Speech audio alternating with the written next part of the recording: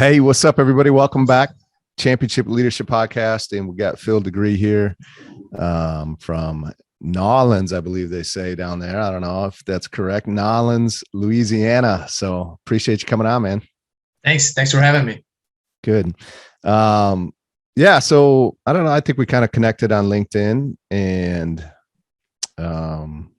you shared a post here recently of your story and what, some things that have gone on in your life, so that I would definitely like to get into and share with the listeners here today.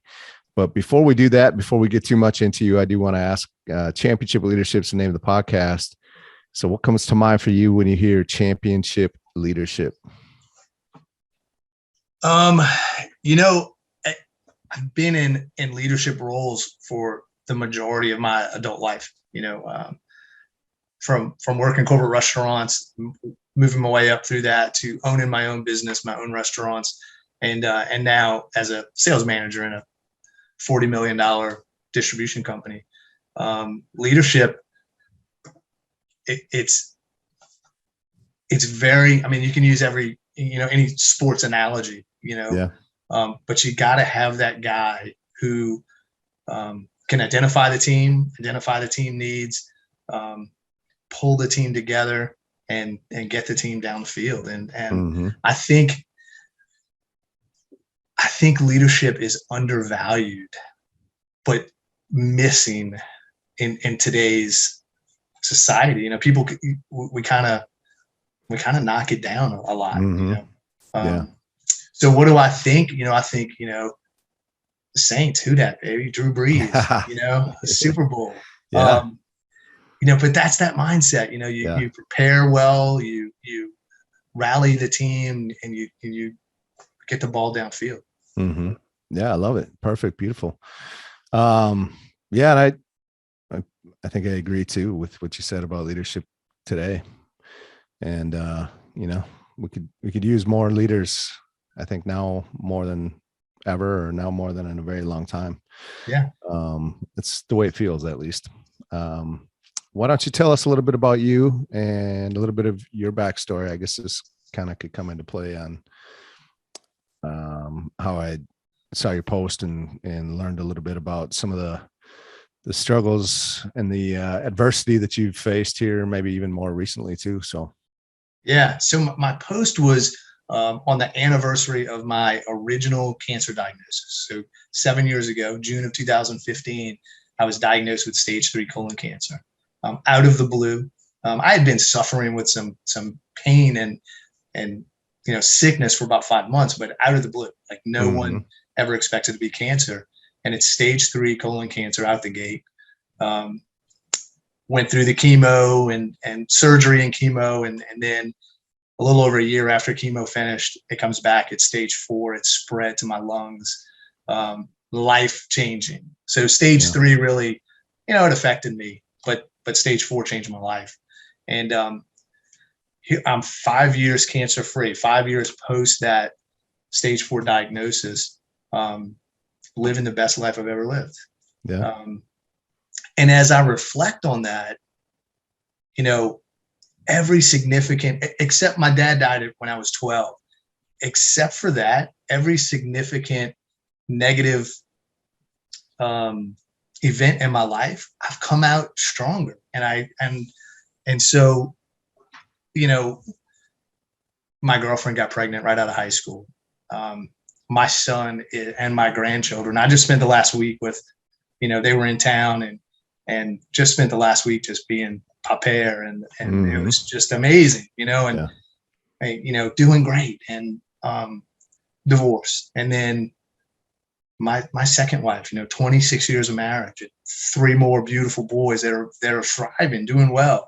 Yeah. I got fired. I worked for corporate America, worked at a corporate restaurant, a managing partner, tenured managing partner. I get fired. They said I was burned out. Better for it. It just, right. At the time I thought, oh, this is the worst thing ever. Right. A few years later, go into, open my own business, and had had a lot of success with it over 10 years, but I also had a lot of setbacks, always coming out stronger at the end. I don't know, it's a grit, it's a resiliency that, not that I don't have down days. I've got times where I'm just down, I don't feel like getting up and moving. I don't feel like going to work. The world is coming down. I filed bankruptcy, coming out of my business and closing my business, but every significant negative event in my life, I have turned it into something better.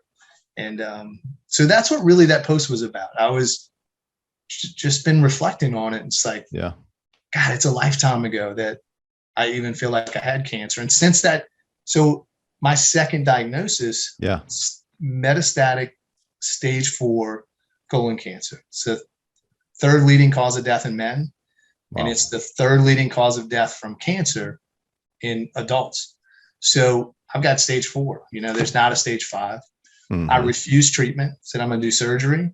And that's it. I'm not doing chemo. I was given a 45% life expectancy, 5-year life expectancy. And I said, if I've got only 5 years, I'm not doing chemo. Yeah.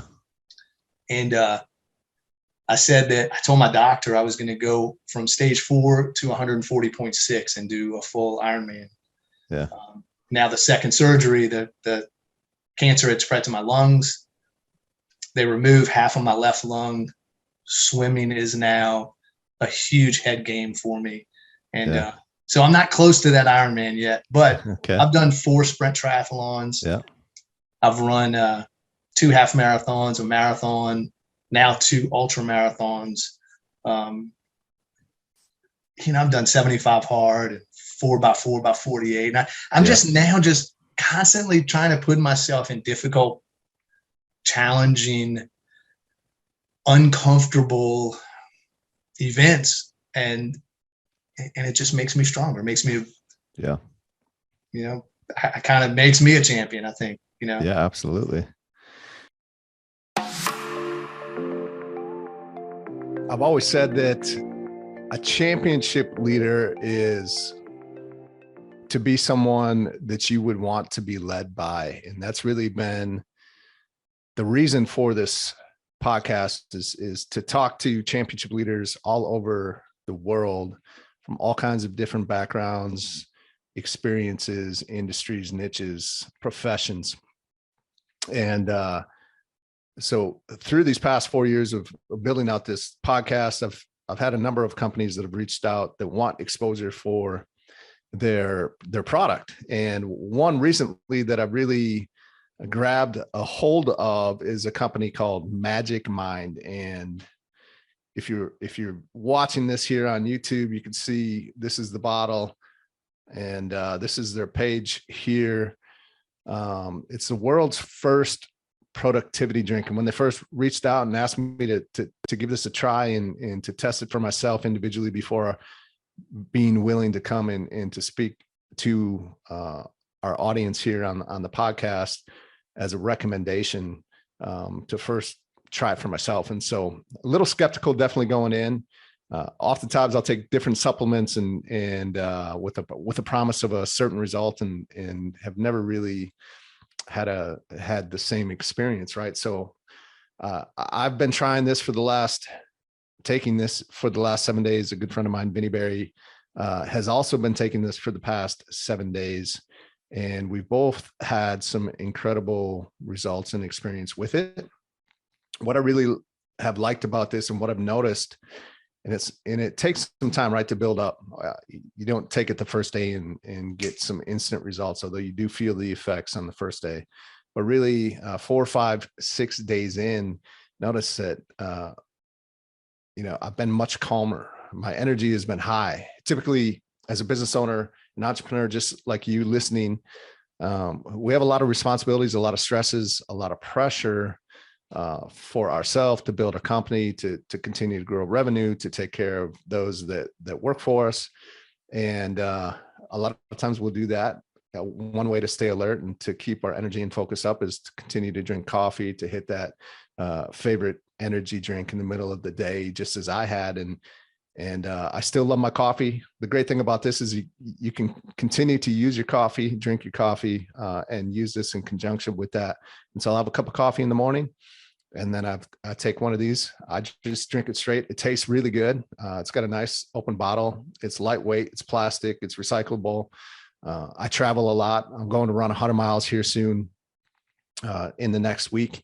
And I plan on bringing these out on the course with me. To keep me alert, to continue to give me that energy without the hit, right? The coffee and the energy drinks give you the jitters and there's the constant crash, which means I go for the other cup or I go for the energy drink. And with this, one of the ingredients, key ingredients, there's many of them, but matcha, it's what gives you the energy. As you could see on the screen here, talks about the different ingredients inside of here, the nootropics, the adaptogens, honey, matcha, you name it. But I love it. I've subscribed myself and going to continue to take this on a daily basis. I felt more calm, more clear, more focused, and way more productive taking Magic Mind. And so I have a code for you to try this out yourself. You can subscribe and save up to 40% with my code CHAMP20. If you go to magicmind.co/championship, again, magicmind.co/championship, and then you go to order. If you subscribe, you'll save 40%, save 20% if you just want to do a one-time trial basis to see what the effects are for you. You could go ahead and just do that and get the 20% discount with CHAMP20. So again, the code is CHAMP20. We'll put all this in the show notes for you, but I highly recommend giving it a try. I've loved it. The experience has been great for me, and I'm going to continue to use it moving forward. So, well, you said stage 3 changed. I forget exactly what you said. Stage 3 affected me. But stage 4 changed my life. Well, why did we have to wait for change 4 to change our lives? Why couldn't stage 3 be enough, man? I was, stage 3, it kind of, shook me up, but. What was the prognosis for that? Like, that still had to be scary as hell. It was, and chemo is such a drag, literally it just drags you down. The further you get into it, the heavier it gets. I describe it as like a wet blanket. It just gets heavier and heavier. Yeah. But I had a business to run. I had, once I was out of that treatment, I was like, okay, I'm good. This was a fluke. It was stress related. I'm just gonna carry on and not really worry about it. And I didn't really. So I had burger joints, and I ate a lot of red meat, man. Yeah, for sure. A lot of red meat. So. That and stress, my diet, and I think just the stress. I don't know. I don't know why it didn't shake me up more than it did. Probably should have, but I felt like I'm in good shape. Even though I'm coming out of chemo, and I'm in good shape, and I didn't really change anything. I went right back into work and just grinding it out. So how did it change you once stage 4 came around?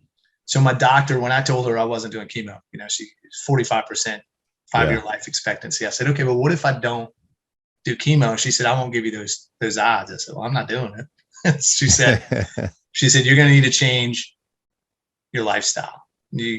So I closed the restaurants. She said, change your diet. So now I'm probably about 85%, 90% on a Mediterranean lifestyle. Okay. Yeah. Change my diet and change how I exercise. And she gave me an article that said endurance training prevents, builds your immune system against terminal illnesses like cancer. And that's when I said, well, I'm going from stage 4 to 140.6. All right. Yeah. So I eat differently. I train differently. I work differently. Just changed my lifestyle. Now it's a lot of, you get to a hard thing and you're like, all right. Yeah. Okay. Yeah, absolutely. After you face that, I would imagine. Yeah. What brought, so the article, cause extreme performance, physical performance is kind of something that I resonate with that. Cause I do a lot, I just did 100 miles here a few weeks ago. And, yeah, I've just continued to do those types of, because I fully believe 100% the same. Like, what doesn't challenge you doesn't change you. And, I just took a group of guys out in North Dakota this last week through some hard physical. I do some events that way too, because I believe that's the best way to help push people, challenge them, get them uncomfortable. And I think there's a lot of growth that happens through that too, which I'm sure it sounds like you agree with as well. Yeah. But yeah, I mean, what was it? Oh, there was an article I've seen, like, extreme endurance is the new midlife crisis for, it's like, guys our age or older. I'm 45, but those, the 40s, 50s, are kind of not all, but there's a lot being drawn to those types of experiences for some reason. I think probably not for some reason, but exactly because of what we're talking about. Yeah. Yeah. And the pandemic, I think shifted a lot of people too. They realized that they've got to live healthier. They've got to get outside. They got to do things. And it gave them the time to do it too. Because now people are kind of working differently. Yeah. So you said you got married a second time. You still married then? Yep. Yeah. How long you been married? 26 years. 26. Yeah. And so you had the support system there too, obviously, which I would imagine would help through a time like that. Listen, I think the support system, you can just put it on cancer. So you've done ultras, you've done 100-mile ultras. Mm-hmm. That's the cancer journey. Cancer is like, ultra is like, I'm running an ultra is like going through cancer, and you need that support system. Yeah. And that's, you do. Yeah. I had a tremendous support system. And then when I did my 50, I don't really know how prepared I was, right? I mean, I downloaded a training plan offline and followed that. But my wife, unbeknownst to me, had set up this amazing, we're in New Orleans, right? It's a parade of support. Yeah. There were people popping up on the route. Like, oh, wow. I mean, 6:15 in the morning, I'm coming through the French Quarter. We had just started running, and there's a friend of mine. Yeah. And people are like, who are you? And then, mile 10, there's some friends with signs, and then mile 15, and it goes on. And about amazing. Mile 22, I'm like, this is a setup. Yeah. And it was throughout the race. And so it was tremendous. And you have to have that support group. And I think they're the unsung heroes. I get a lot of credit for, beating cancer, but you don't beat cancer on your own. Yeah. Right. Yeah. I imagine. Who are some of the championship leaders that have impacted you, that have left a mark on you, that have been a great example of what it is to be a championship leader, and maybe, some of the characteristics you've taken from them? There's still a guy who, he's probably my biggest mentor in restaurants. I worked for him as an hourly employee and then as a manager, and then we were peers together, and we haven't spoken in years, but Will Alfred, he's a big guy with Outback now. Okay. But he was just always just so calm and cool, and nothing ever rattled him. Yeah. And he let us work. He let us do the work, and when you failed, he would tell you, "Hey, listen, this isn't how you do it, or we need to think of a better way." Yeah. But he allowed me as a young manager, as a young leader, to make mistakes. And it wasn't the end of the world. And I kind of take that now, and I do the same thing. I have a guy who works for me now, who worked for me at my restaurants, and he says it all the time. He's like, man, like you never like slapped my hand and said, you're an idiot. You would say, okay, well, let's figure this out. And my boss now is like that. He doesn't, if it's a wrong decision, he's just like, well, let's think of a better way. But, I really look at guys like, the sports figures, Vince Lombardi, but also, political, great leaders, Teddy Roosevelt, absolutely. Abraham Lincoln. Right.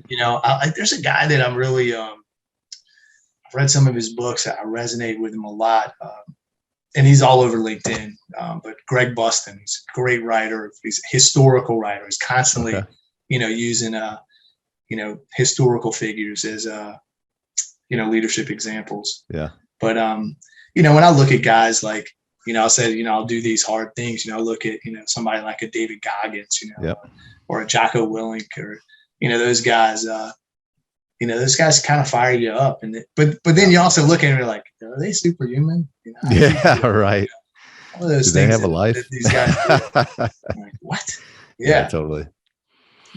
So yeah.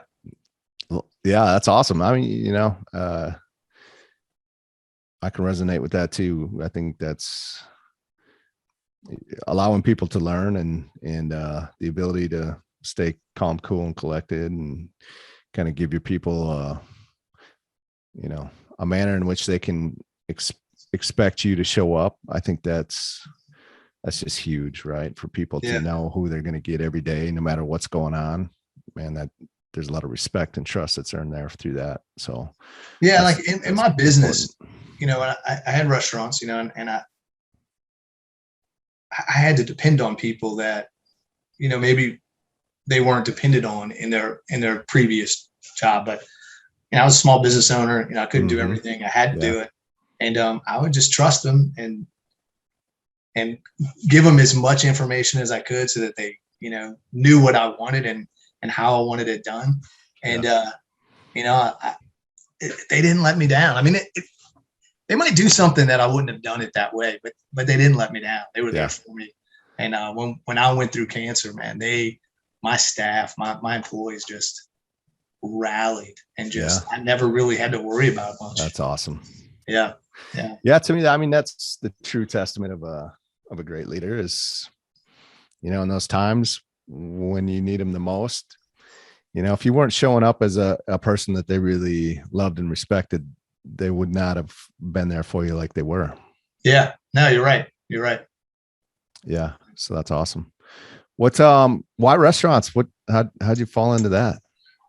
When I got out of the Army, I had just gotten divorced, and I got out of the Army and I was like, I'm going to go back to college, I'm going to go to college and figure things out. And, ended up never going to college, started picking up shifts, and the restaurant industry is, you could have a terrible day or a terrible shift, and the next day or next shift can be completely different. So it was kind of, you knew the kind of day you had. You knew if it was a good day or a bad day, and you knew you're going to come in and it's going to be different. It's going to be a fresh start. Even if you're working a double, okay, the next shift, it's a fresh start, and you could just kind of learn from your mistakes and move on. And there's a lot of energy, a lot of fun, hectic, crazy. Yeah. But it's also in a lot of ways unhealthy. You don't eat right. You don't eat at the right times. You don't sleep well. You don't, so I'm grateful for my time in the restaurant industry, but now I work for a distributor selling to restaurants. I'm still kind of in the business, but I'm home every night. I'm home on the weekends. Yeah. I've got it a much different quality of life. Maybe that answers the next question I was just going to ask, if would any desire to do it again, to open another restaurant? There's always a little. There is a little bit, flame, isn't there? Yeah. There's always that. But no, it's not healthy. No. And the healthiest thing for me is, like I said, man, I spent a week, last 5 days, all my kids were together, my grandkids. That's awesome. It's just, I would have never been able to do that in a restaurant industry. Right. Yeah, makes sense. Is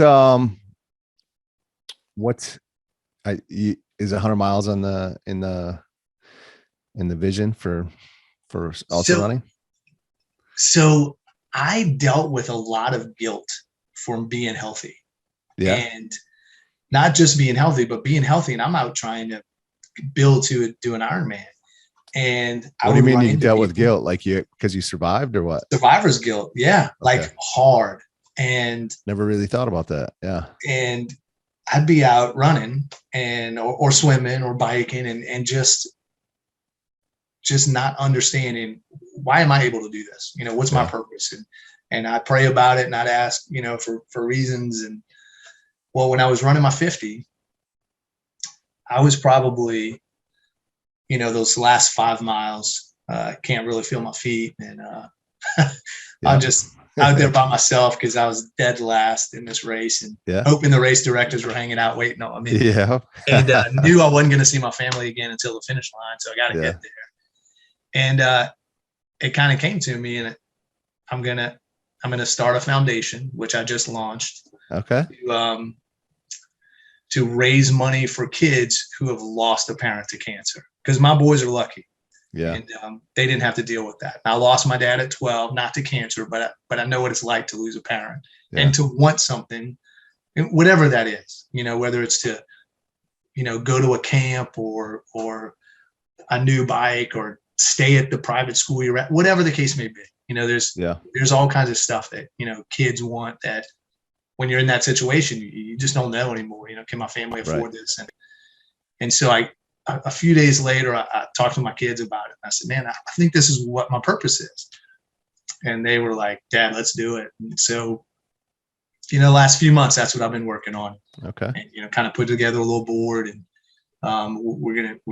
we've launched it. I registered it. We're going to go out and help other people. And it's amazing that I don't feel guilt anymore. Yeah. Like now I feel like I have a purpose, and my purpose is to be healthy. Yeah. And to go do this. So is 100-miler on the horizon? I don't know. I'm gonna run another 50 in October. I mean, not that you need to. I mean, no one needs to do it by any means. And 50, don't get me wrong, 50 is a great accomplishment. But sometimes I kind of know the crazies in the ultra world. And once you get done with one, after you get over the I'm never doing this again, which is usually not too long after, you're all right, I could do it. When you did your the Denali 135, so I have a sister that lives in Alaska. I've been to Denali 3 times, I think. And so when you did that, I was like, oh, I didn't know they had an ultra there. Yeah. Let me start checking this out. Time last year. Yeah. Yeah. I screenshot it. I'm holding on to it. Like, that's a goal of mine. Awesome. Like, all right, I'm going to go do that. And then you do, Key West last month. And I'm like, never been to Key West. I want to go to Key West. That was interesting. Yeah, absolutely. That's what I've loved about it. I've gone to a lot of places I would not have if it wasn't, so. Yeah. So I think that my foundation, well, I know it is. My foundation is going to be based around my endurance training. It doesn't necessarily have to be me doing it. One of my sons wants to run the Boston Marathon. So, but it will be around that. It's called Running for Dreams. I was just going to ask, what is it? Running for Dreams. Yeah, Running for Dreams. And so it'll be based around that. People resonate with my story. So why not use it for a greater purpose and be able to help other people? But that's awesome. I love it. I haven't felt guilt about being healthy since last October. Yeah. Okay. Yeah. So. Well, that's good. I mean, yeah. When you said that, I was like, man, I mean, the reason you're here is an inspiration to others that are going through it. And the foundation, incredible idea. So, there's obviously a lot of purpose and fulfillment through that too. Yep. Yeah. A lot of impact you'd be able to make as well. Somebody said to me yesterday, Father's Day, one of my sister-in-laws, she goes, it was just God's will that you had cancer. I was like, I don't know if it was God's will, but I'm going to do the things I need to do to stay healthy. Yeah.